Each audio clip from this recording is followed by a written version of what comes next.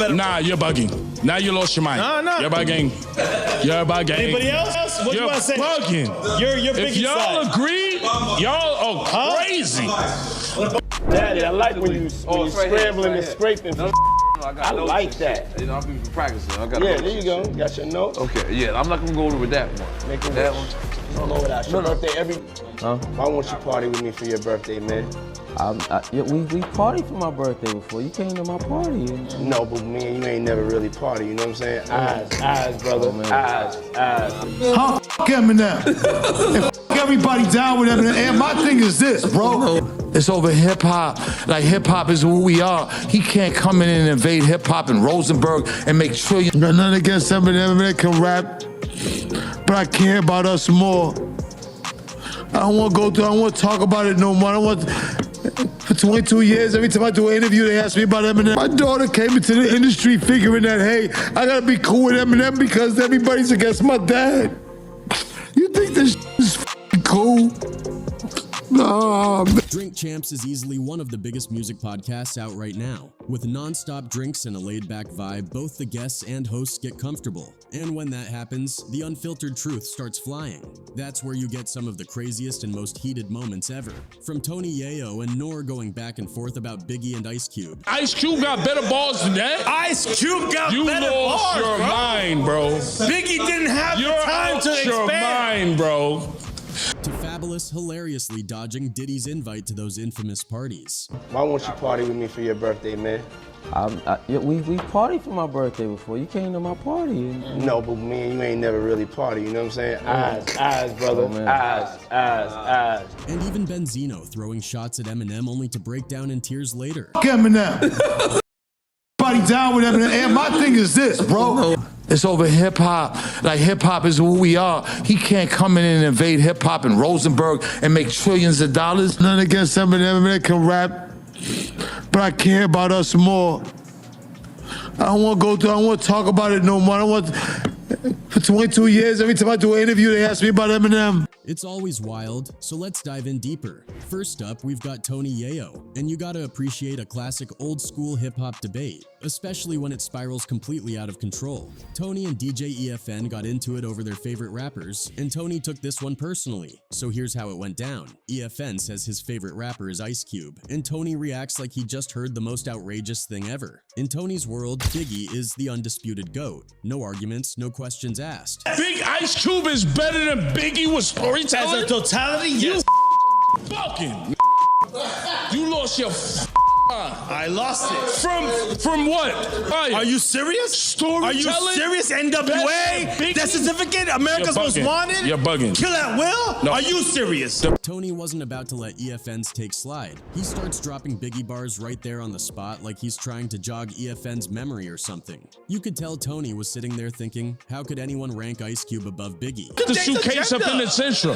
Go to the room, fill the frameless, leave all of the niggas stainless. You saying Ice Cube got better balls than that? Ice Cube got better lost bars, your bro. mind, bro. And honestly, he's not alone.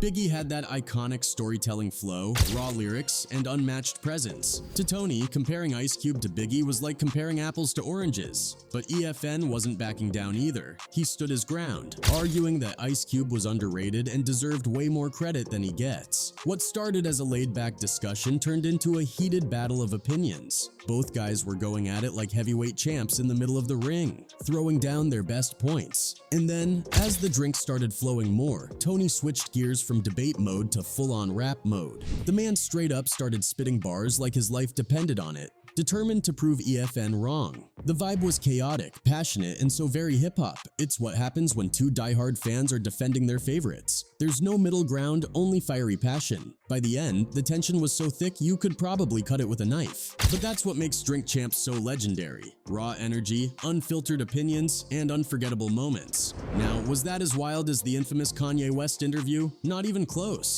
A sober Kanye is already a walking controversy, so imagine him on Drink Champs with drinks flowing. Yeah, it was a recipe for absolute madness, and everyone watching knew it was about to go left. Back in 2022, Kanye made an appearance on the show, and he didn't waste any time jumping straight into controversial territory. Right off the bat, he went on a full-blown rant about Jewish people. It all started when Noor asked him about his issues with Adidas. Instead of keeping it about the brand, Kanye pivoted hard, claiming that the Jewish community was exploiting black people. According to him, they'd been targeting him for years, trying to control the narrative and tarnish his image in the media.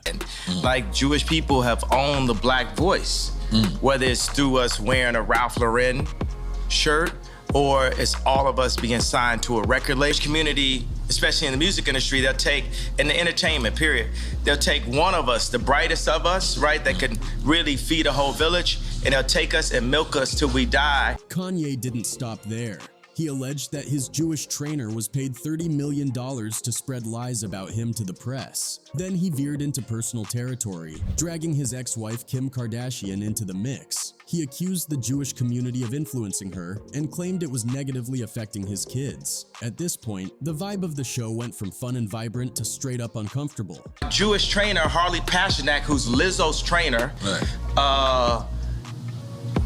put it out when I went to the hospital, put it in the press.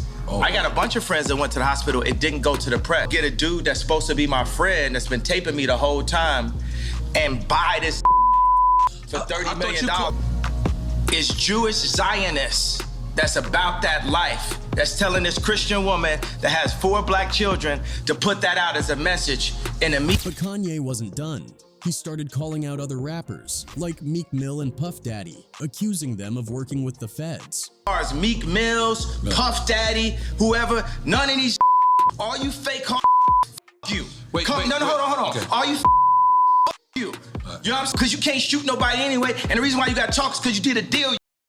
Noor tried his best to steer the conversation in a different direction, at one point even praising Kanye for being the richest black man in American history. But Kanye kept circling back to his rants. Things took an even darker turn when Kanye started talking about feeling suicidal, essentially pleading for someone to pull up on him and off him. It was a shocking and unsettling moment that left everyone, including NORE, unsure how to respond. I want y'all to run up on me. No. I want y'all to come me. No. I want you to smack me. No. I want you to do all the you rap. And just when you thought Kanye couldn't get more controversial, he went on to praise Candace Owens for her documentary about George Floyd's death. He even claimed that Floyd didn't die because of the police officer kneeling on him, but because of fentanyl. I watched the George Floyd documentary that Candace Owens put up. One of the things that his 2 roommates said was, they want a tall guy like me. And the day when he died, he said a prayer for 8 minutes. He said a prayer for 8 minutes. They hit him with the fentanyl. Shockingly, when the Kanye West episode aired, the backlash wasn't just aimed at Kanye. NORE caught a huge wave of criticism for allowing Kanye's comments to go unchecked. The backlash got so intense that Noor had to do a full-on media tour to apologize. He said in one interview, "As a black man, I feel like I failed." As a journalist, the controversial interview was considered a success because as a journalist, you're really not supposed to have an opinion. You're supposed to let people talk. And my biggest critique on Drink Champs is, Noor, you always cut people off. This is the one time I didn't cut people off and everyone's mad. In response to the uproar, Noor released an extended clip from the interview where he tried to hold Kanye accountable for some of his more outrageous comments, especially the ones about the White Lives Matter shirt and George Floyd's death. But when you wear the White Lives Matter shirt, it kind of takes away from everything from black people. George Floyd, and you said, George Floyd, and you said, I could prove that somebody wasn't on his neck.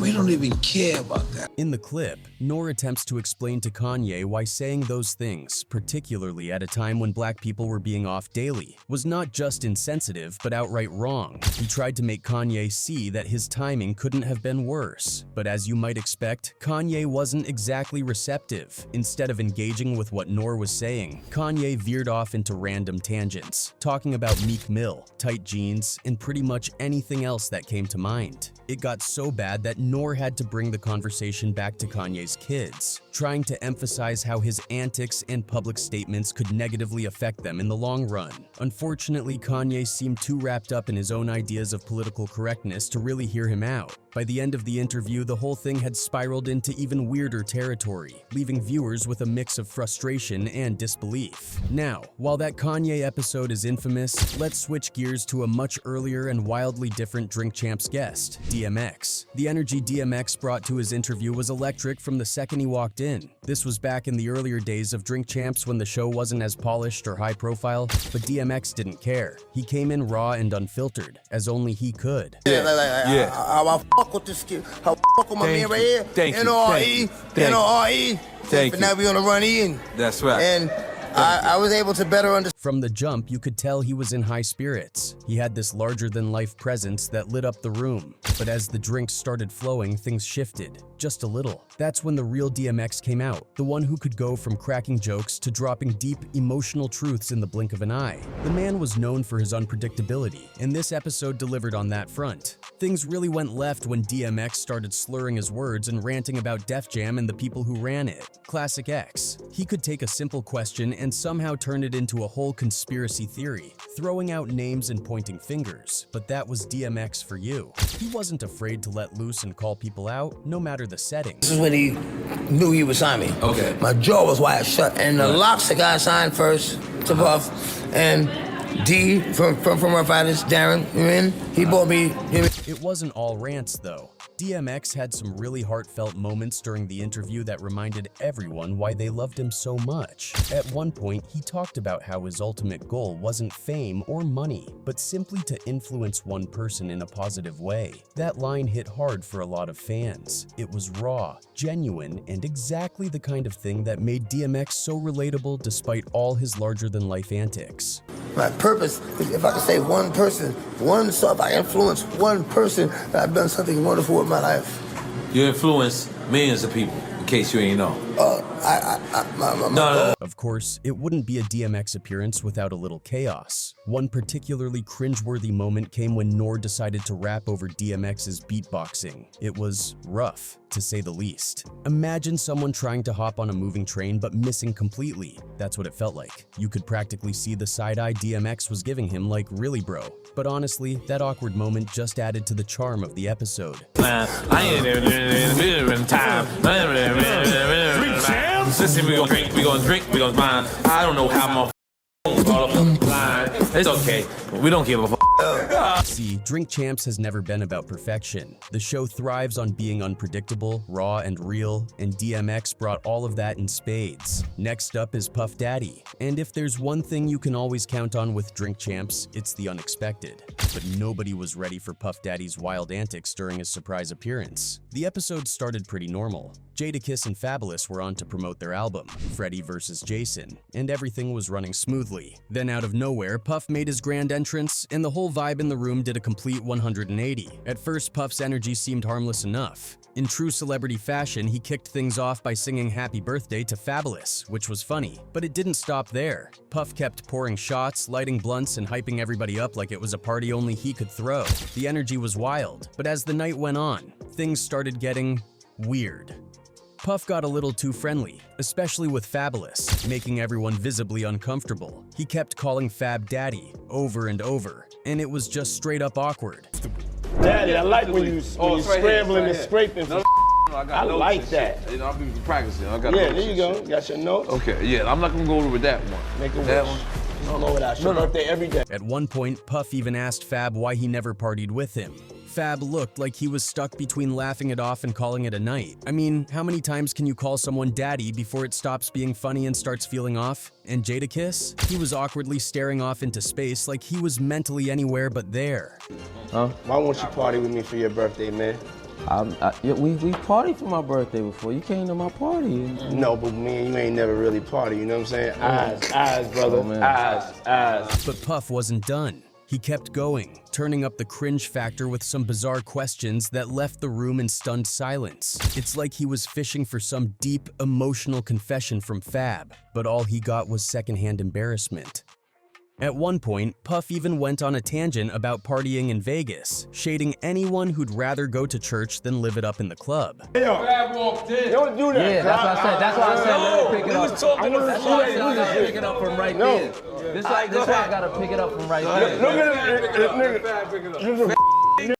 By then, the energy in the room was completely off. Even Noor, who's usually all about keeping the vibes light and fun, was struggling to reel it back in. Eventually, Puff announced he was leaving, but of course his exit had to be just as bizarre as his entrance. He wrapped things up with another over-the-top zesty rant, leaving everyone scratching their heads, and probably sighing with relief. Puff definitely brought the chaos, but little did they know, things were about to get even more heated when Lamar Odom took the hot seat. Now Lamar's appearance on Drink Champs was a whole different kind of uncomfortable. From the start, you could tell he wasn't really feeling it. And honestly, can you blame the guy? Lamar's been through hell and back. A near-death experience, addiction struggles, a very public divorce, and all the media drama that came with it. You don't just bounce back from all that like it's nothing. But instead of easing him into the conversation, Noor went straight for the heavy stuff. Everything. Getting out the hospital. Shirt no. Huh? Eh? Shirt no. Right off the bat, Noor started digging into Lamar's lowest points. You could see it on Lamar's face. He was trying to keep it together, but it was obvious he wasn't okay with rehashing his darkest moments. And yet, Noor kept pushing. He brought up Lamar's addiction struggles, his marriage, and even the fact that Lamar sold his championship rings. Like, come on, selling those rings had to be painful enough without having to relive it on camera. Lamar looked like he was on the verge of breaking down, and honestly, who could blame him? Like a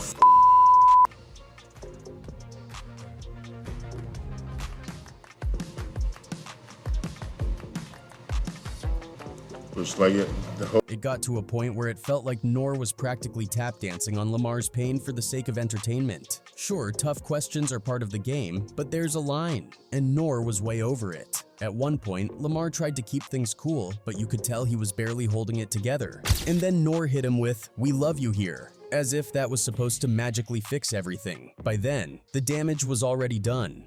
Pardon me, maybe I didn't know what I was signing up for. No, you did. You called us.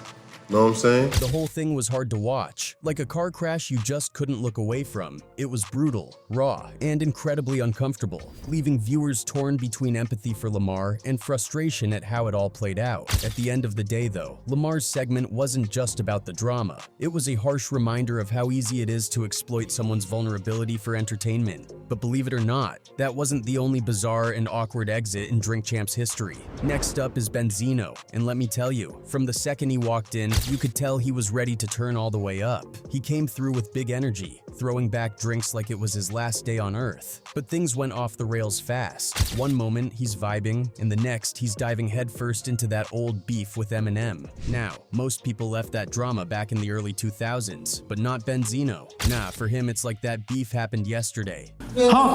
Eminem. And everybody down with Eminem. And my thing is this, bro. It's over hip hop. Like hip hop is who we are. He can't come in and invade hip hop in Rosenberg and make sure you. This man had grudges, ain't no doubt about that. He starts ripping into Eminem, calling him out for failing the black community. Now that's a bold take, and you could feel the air in the room shift. Everyone was holding their breath, trying not to escalate the situation. Noor and EFN were doing their best to keep things light, but Benzino was on his own planet, fully locked into this rant. He wasn't just taking shots at M either. This dude was scattering shade all over the place like a spray gun of grievances. Paul Pierce, R. Kelly. You'd think he had a whole list of names ready to go. Then he starts talking about street fights and shootings, throwing in cryptic little threats that made the vibe even more uncomfortable. By this point, you couldn't look away. It was like watching someone open Pandora's box of unresolved anger. The QuickTime game? Oh, that was a mess too. They asked him to pick between MGK and Eminem, and you could feel the tension spike. The room was so tense it felt like everyone was walking on eggshells, just trying to keep the peace and not set him off again. Yeah, cause I but ain't nobody and my in Boston, death is a kill. But towards the end, Benzino started slowing down and even started crying. He got a little introspective, almost tired of the whole thing. You could see it in his face. This was a guy carrying the weight of years of drama. By the time it wrapped up, he wasn't the loud, angry guy anymore. He just seemed done. He said he wanted to move past it all and just be left alone. Got nothing against Eminem, they can rap, but I care about us more. I don't want to go through, I don't want to talk about it no more. I don't want, for 22 years, every time I do an interview, they ask me about Eminem. My daughter came into the industry figuring that, hey, I got to be cool with Eminem because everybody's against my dad. You think this is cool? Nah, man. After all that chaos, you almost felt for him. He'd peeled back all his layers and left everything on the table for everyone to see. But if you thought that was wild, wait till we get to Kodak Black's appearance in 2023. Now, Kodak's no stranger to the spotlight. He's had his share of controversial moments. But this episode of Drink Champs, it left everyone with more questions than answers. From the jump, something felt off. Kodak seemed restless, distracted, and at times barely coherent. What was supposed to be a chill conversation quickly turned into a chaotic ramble fest that had everyone, including Nor and EFN, trying to figure out what was going on. Things got weird almost immediately. Nor asked him about his Haitian roots, and instead of giving a clear answer, Kodak started mumbling about his soul and diving into these existential thoughts. You plan on ever going? When I die, I hope my soul go there. I wasn't ready. I wasn't ready. That was him. I wasn't ready. His responses were all over the place, disjointed like he wasn't fully present in the room. You could see Nor and EFN trying to keep things light, but Kodak kept drifting further into random tangents. When they tried to play the QuickTime game, it got even more bizarre. Kodak started rambling about topics that had nothing to do with the questions. It was like he was having a conversation with himself while the rest of the room just sat there trying to process it. My friend, ain't no, my people ain't gonna care nothing about that. You can't try to, my people ain't good. What? We already know. By this point, Nor and EFN looked genuinely concerned but stayed professional, letting him speak his mind. Kodak went on a rant about people trying to turn others against him, mixing his words in a way that barely made sense. The crew let him roll with it, but you could feel the tension rising in the room. EFN eventually stepped in, urging Kodak to take care of himself, and that moment stuck with viewers long after the interview ended. As soon as the episode aired, the reactions poured in. Joe Budden and Ray J took to social media, urging someone to check in on Kodak. What everyone saw wasn't just the usual Drink Champs chaos. It was a guy who seemed to be struggling. Kodak's behavior was erratic enough to raise some serious red flags, even in a setting known for wild moments.